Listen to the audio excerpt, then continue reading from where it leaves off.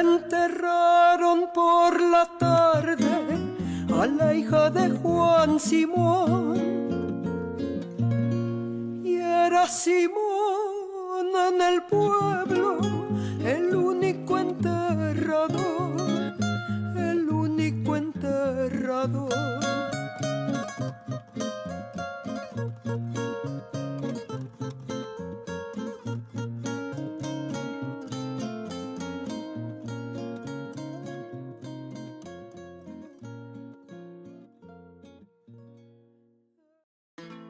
El árbol de la vida. El árbol de la vida es el inicio de la creación, de vida eterna. Los árboles comienzan con los aztecas los comienzan a hacer en barro, más que nada como en jeroglíficos también. Y lo que querían representar era lo que es el inframundo, la tierra y el cielo. Representa un ciclo que crea vida y se alimenta de la muerte para seguir recreando la vida. Vamos a hablar de la vida y hablar de la muerte, pues es hablar de la misma cosa. Una conlleva a la otra. Y el árbol de la vida, simbólicamente para mí, pues es eso, ir escalando hasta que llegas a un punto de realización. El árbol es un todo. O sea, nuestra familia es una familia de panaderos, entonces creo que representa muy bien el árbol, somos pan. O sea, somos pan en pocas palabras, entonces... Y sí, lo tenemos muy marcado, o sea, mis recuerdos de niña son en una panadería. O sea, me gusta el olor a pan, toda la vida he vivido así, entonces creo que parte de mi vida es eso. O sea, entonces por eso lo quise representar así. Mis abuelitos fundaron una panadería hace casi 50 años, tuvieron 7. Mi abuelito era muy visionario, entonces quisimos dedicarle a él el altar. Porque creo que el altar es una tradición mexicana muy importante, yo creo que de las más importantes que hay. Entonces quisimos darle como que ese enfoque, se le hizo el altar, pero yo quise poner el árbol porque creo que nos representa a nosotros como familia. Y los 5 los perdemos, llorona, cuando nos enamoramos. Y los 5... Yo siento, ¿no? Las raíces pues, son mis abuelos, ellos ya no están aquí, están en el inframundo. Nosotros estamos aquí en la tierra, que somos el tronco, y de ahí para arriba, pues cada quien hemos tomado nuestras diferentes, pues las hojas, ¿no? Cada quien está por su lado, pero al final de cuentas todos nos dedicamos al pan.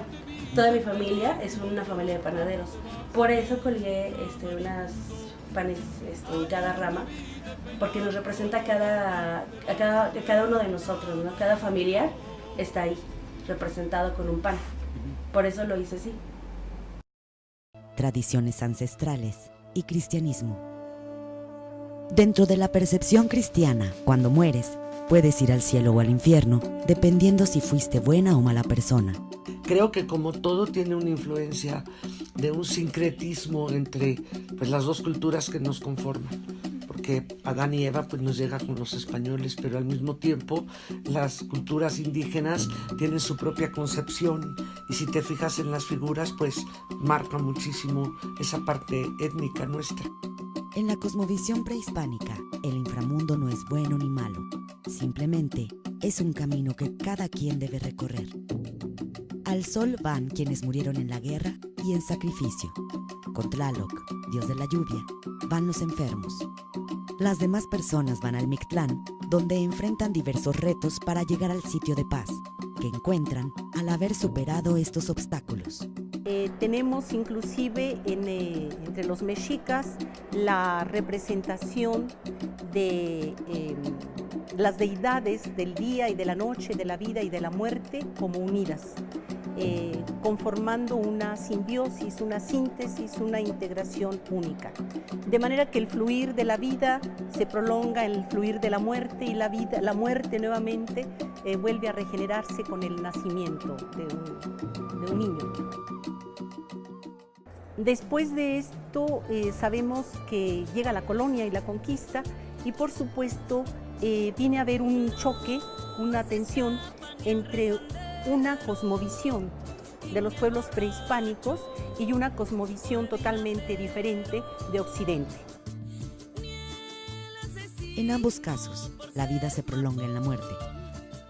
Entonces, el cristianismo que llega con la cultura occidental propone a los pueblos mesoamericanos esa visión de la muerte nada más como un estado, como una finitud de la vida.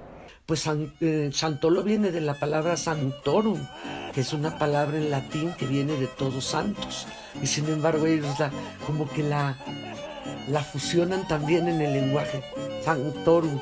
Y el sanctorum se convierte en Chantolo. Y todo el mundo lo conocemos como Chantolo, en donde toman lo de Todos Santos con el festejo mexicano del Día de los Muertos. Pero también para el indígena esto le resulta nuevo, diferente. ¿Y qué es lo que hace? Que hay un proceso de aculturación. Pero en ese proceso de aculturación no puede perderse lo anterior. Es decir, la semilla del pensamiento occidental no cae sobre piedras, sino cae sobre un terreno muy abonado. De ahí que algunos pueblos indígenas empiezan a hacer una simbiosis, una síntesis. Y cada quien le va a ir poniendo o quitando de acuerdo a su propio lugar. Pero la muerte en sí no es buena ni mala, simplemente existe y les pasa a todos. Macario, 1960, Roberto Gabaldón. La muerte. La muerte es el fin de la vida, algo irreversible y ligado a la existencia. Mucho cuidado, señores, porque la muerte anda lista. En el Panteón de Dolores ya nos tiene una posita. Para los compositores y uno que otro periodista. O sea, el misterio de la muerte es tan grande que cuando vas a tener a una persona que haya vuelto de la muerte para decirte qué es la muerte, como el misterio más grande y probablemente también el agobio más grande. Yo creo que la finalidad de la muerte es avanzar para ser un espíritu mejor, para ser un espíritu más perfeccionado, y creo que es un ciclo, ¿no? Entonces que debemos de cumplir.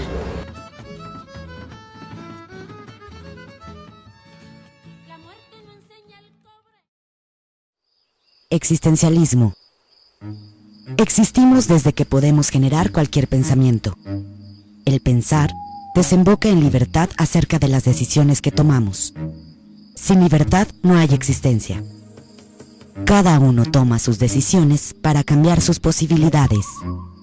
Es una responsabilidad individual, aunque dentro de todas las posibilidades siempre existe el hecho de morir.